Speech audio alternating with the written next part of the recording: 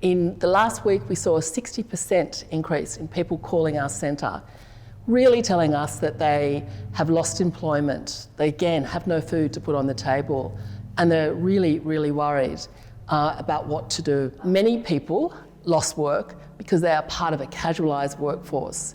They were only just getting back on their feet after the last lockdown, as we have come through COVID for more than a year now. So to go into lockdown again really affected people.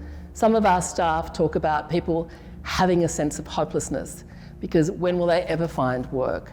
When will they be free again? Since lockdown was announced and we've had to switch to remote services delivery, we've had a lot more calls through reception. We've been averaging probably well over 100 calls per day since lockdown started. On Tuesday this week we had 185 calls, which has been the biggest this year so far. So we're getting a lot of calls from clients who are in arrears, are being threatened with eviction. People are obviously very, very, worried about their futures, worried about their kids being able to study remotely if they don't have a device, worried about how they're going to get food for next week, worried about employment. A lot of people who have lost employment are scared that they won't be able to get it back. So before this recent lockdown, we were providing food services to about 1,700 people in the community, either through our food bank or through food deliveries. And then when the lockdown came in, we had to really think about how we were going to offer food to the people that we support. So we decided to really pivot and look at providing supermarket vouchers to people seeking asylum in the community.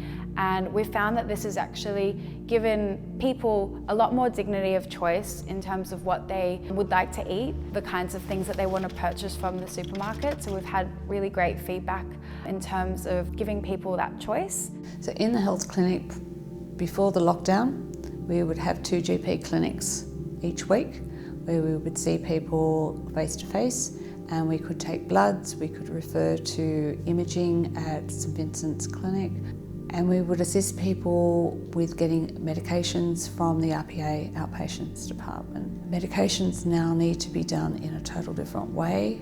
It's not safe for them to come over to Newtown to get their medications, so we've had to think of other ways of assisting them get their medications. But we do a lot by telehealth. We are reaching out to a lot of our people seeking asylum to even check on their welfare, to check that they have the medicines that they need, how they're feeling. People seeking an asylum in the community really are more vulnerable to social isolation, so we're really looking at providing opportunities for people to connect with each other. We've seen the demand for English classes really rise during lockdown for a number of reasons really. I think because some people who were previously in work and couldn't attend English classes in the past have had their hours reduced, or they've lost their work.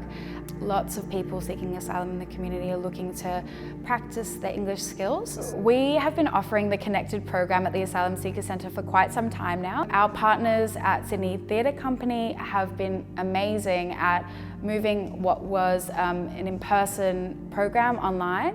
I think the volunteers are always ready to do whatever it takes to help the centre. Look, people seeking asylum, especially now during the lockdown, they've been contacting us to request laptop devices and mobile phones, tablets, because they're really proactive. Because they've been looking for jobs, they've been studying at home, they've got kids that have to attend online school, and we have donated devices that have been refurbished by this amazing volunteer called Stephen.